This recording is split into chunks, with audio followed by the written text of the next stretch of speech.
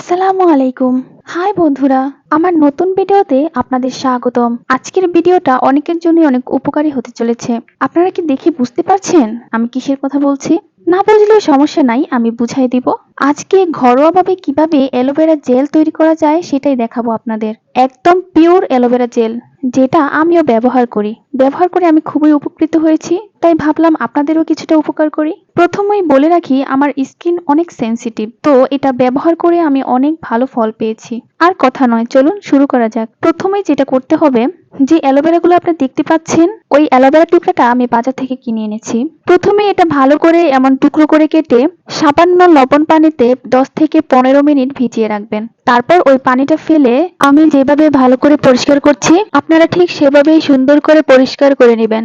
ভালো করে পরিষ্কার করবেন, কেননা এর ভিতর কোনো ময়লা বা এরকম কিছু থাকলে আপনার স্কিনের জন্য সেটা ক্ষতিকারক হতে পারে। তারপর একটা ছুরি নিবেন আর একটা চামচ নিবেন। আমি যেভাবে দেখাচ্ছি সেভাবে কেটে নিবেন। অ্যালোভেরা জেল আমাদের জন্য কতটুকু উপকারী এটা তো আপনারা কম বেশি সবাই জানেন। এভাবে সুন্দর করে কেটে উপরে যে খোসা আছে ওটা ছাড়াই নেবেন। ছাড়ানোর পর চামচ দিয়ে সুন্দর করে জেলটা বের করে নেবেন। জেলটা বের করার সময় সতর্ক থাকতে হবে, সবুজ যে অংশটুকু আছে এটা যেন কোনোভাবেই জেলের সাথে না থাকে, কারণ এটা বাহিরের অংশ, এটা যদি দেন ক্ষতি হতে পারে।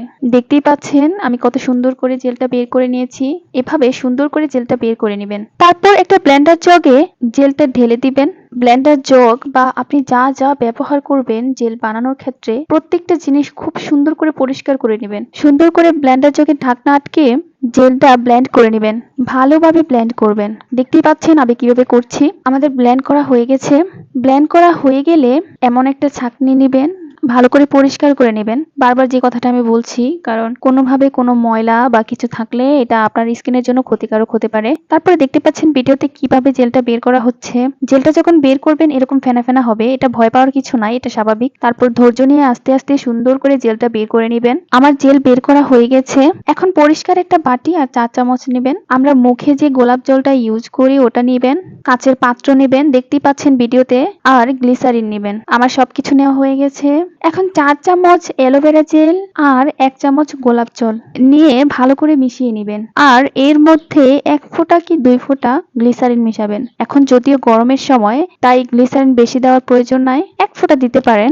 এভাবে যতটুকু জেল আছে ততটুকু দিয়ে ভালো করে মিশিয়ে নেবেন। দেখতেই পাচ্ছেন আমার জেল তৈরি হয়ে গিয়েছে। এভাবে জেল তৈরি করে সুন্দর করে একটি পাত্রে, কাচের পাত্রে রেখে দিবেন। অবশ্যই ফ্রিজে রাখবেন। ফ্রিজে রাখলে জেলটা অনেকদিন ভালো থাকবে। যদিও আমি 15 দিনের বেশি ফ্রিজে রাখি না, আমি 15 দিনের ভিতরেই ব্যবহার করে ফেলি। অতটুকু পরিমাণে তৈরি করি যাতে 15 দিন আমি ব্যবহার করতে পারি। আমার একনি স্কিন, বুঝতেই পারছেন এই স্কিন কতটা সেনসিটিভ হয়ে থাকে, কিন্তু এই জেলটা ব্যবহার করে আমি খুবই উপকৃত হয়েছি। এটা ব্যবহার করলে আপনি আপনার তফাৎ বুঝতে পারবেন। স্কিনটা এত সফট হয়ে যায় আর মুখে যে একনি গুলো থাকে সবগুলা চলে যায়। এটাতে কোনো ভেজাল নাই, একদম পিওর অ্যালোভেরা জেল। তো বন্ধুরা, কেমন লাগলো আমার ভিডিওটি?